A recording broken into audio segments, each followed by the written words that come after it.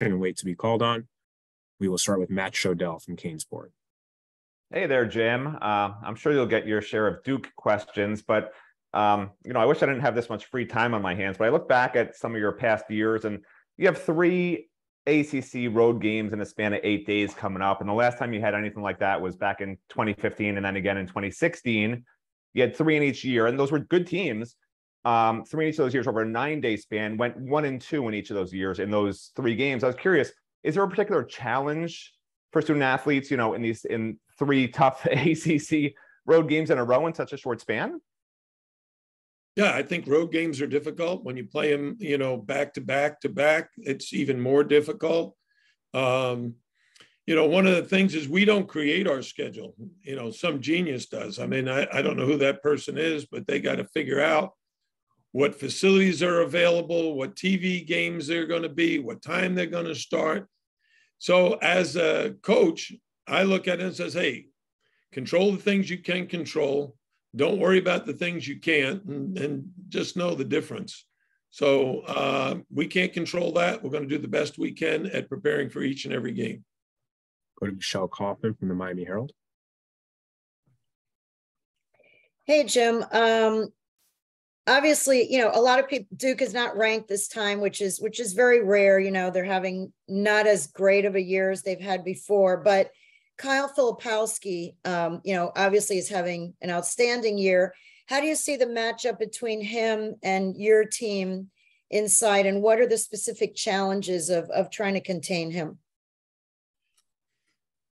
Well, I look back on last year's game, and they had Mark Williams, who was like 7'1". Now they've got Derek Lively, who's 7'1".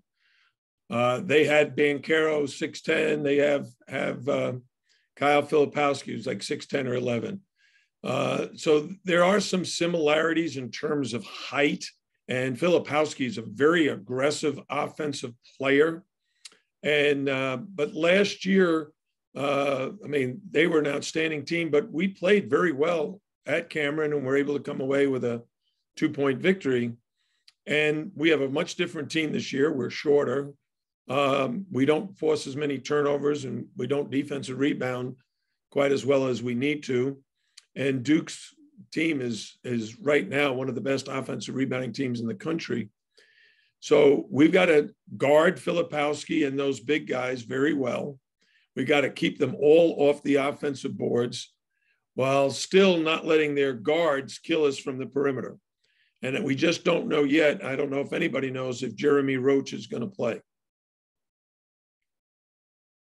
Go to Adam Lichtenstein from the Sun Sentinel. Hi, Jim. We're going to talk to Jordan Miller in a few minutes. Just how have you seen him develop, and how crucial of a player is he? It seems like he doesn't quite get, maybe as much pub as Isaiah Wong or, the guys who transferred in and stuff. Just how important is to have him be so solid for you guys? Yeah, Jordan Miller is great. Love him, love coaching him. He's an outstanding all-around player. He's going to have the first responsibility of guarding Kyle Filipowski. Last game against Syracuse, he was responsible for being the middleman against their zone. He had 7 assists. He's a double-figure scorer, and he's a very hard matchup. He's almost a mismatch no matter who tries to guard him. He is an all-conference caliber player. I don't know what other coaches or what the media thinks, but coaching him every day and watching him play, he is clearly one of the best players in the ACC. Go to Cal Friedman from WVUM. Cal. Thank you. Coach, on the topic of Kyle Filipowski, I was wondering if with Duke's size, with Filipowski at 6'10", with Derek Lively at 7'1", would you be nervous about foul trouble in this game? I'm nervous every game about foul trouble. That hasn't been our strength so far. If we get in foul trouble, we got issues. The good part is our bench is coming along and playing better and better and more. I thought Bensley Joseph, Harlem Beverly, and Anthony Walker did a terrific job. Christian Watson came in and in a short period of time gave us some nice minutes. And I think AJ Casey is back from a shoulder injury.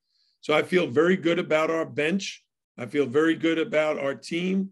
But the ACC, as I say all the time, the regular season is a marathon. You gotta really grind it out. Go to Marcus Benjamin from Keynes County. Marcus.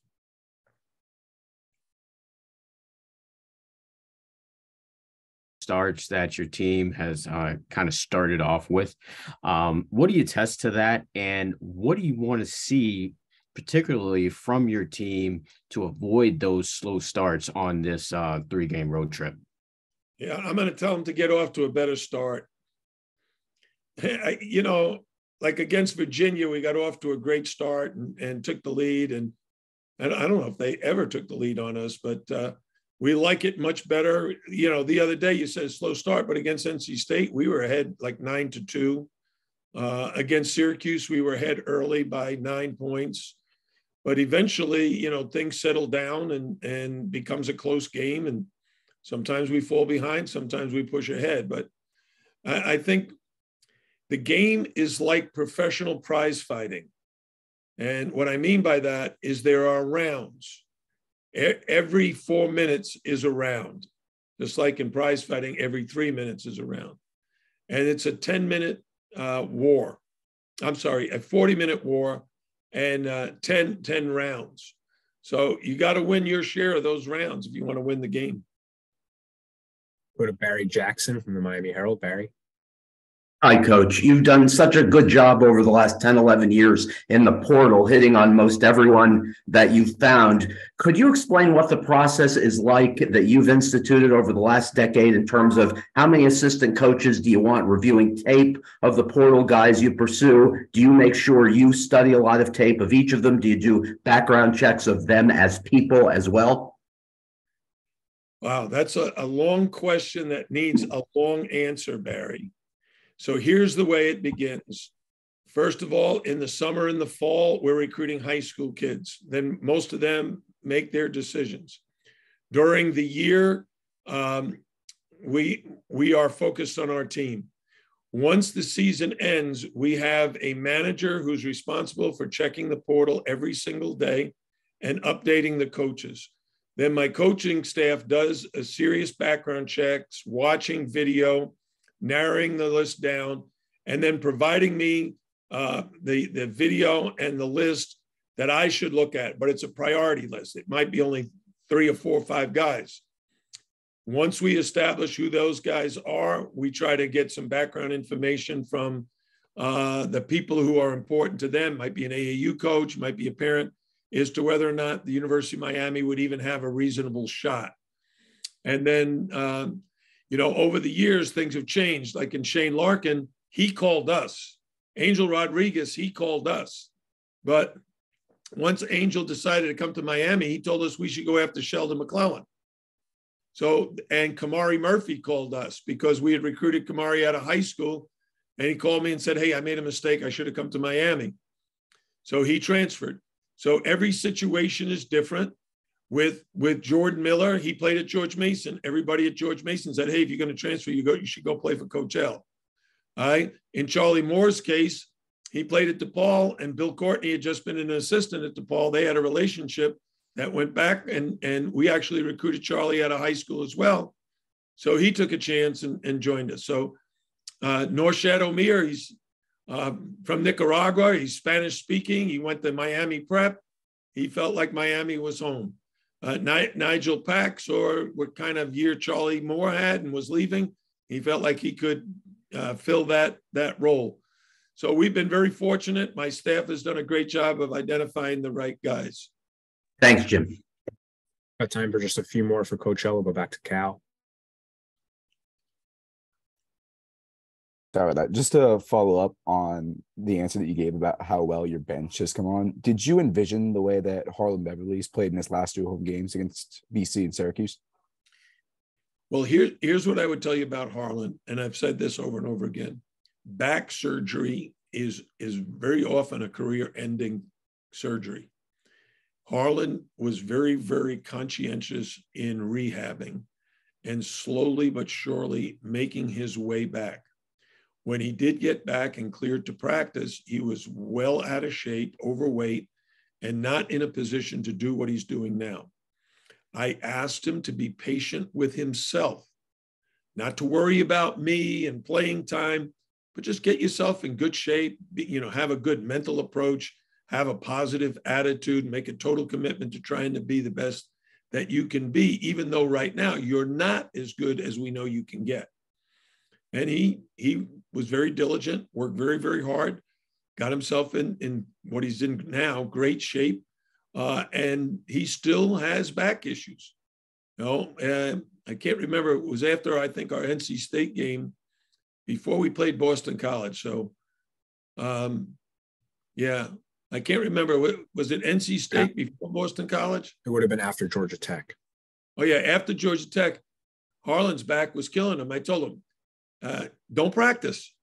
Take Monday off, take Tuesday off so that you can play on Wednesday.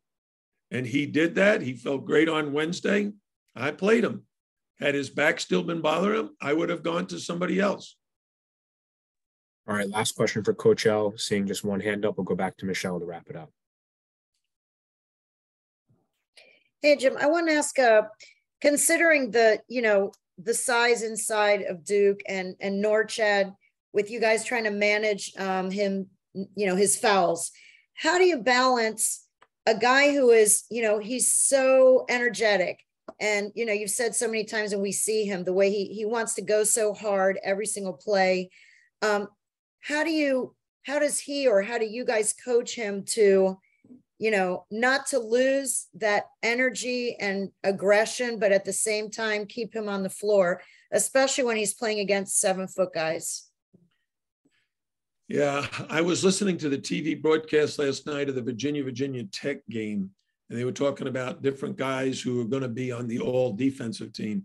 And Norchad was not listed as one of the guys that they felt was, high on their priority list. And I think to myself, how can he not be? He's one of the leading rebounders. He has to guard guys who are much taller than him. He blocks shots. He gets steals. I think he's had a tremendous impact defensively, and I think he should be considered for the all defensive team. But he does have the habit of going so hard that in all likelihood, there's going to be games, not every game, but some games where he gets himself in a little bit of foul trouble. What's nice now is a guy like AJ Casey and Anthony Walker and even Favor Ire, who can give us some quality minutes off the bench. And as long as Norchad can, stay out of foul trouble, he's going to play 30 minutes a game. He's in foul trouble, the guys off the bench have to contribute a little bit more, especially at the defensive end and rebounding end. Because yesterday we had a conversation with the players, and I told them that they need to rebound more. And they said, well, every time a shot goes up, we just assume Norchad will get the rebound. So, hey, we need other guys to rebound, not just one guy. But he has to discipline himself. But habits, you don't break them. You got to develop new ones. And the habit we're trying to get him to develop is keep his hands straight up, use his feet and his body to play defense and not his hands. All right, Coach. Thank you very much for your time.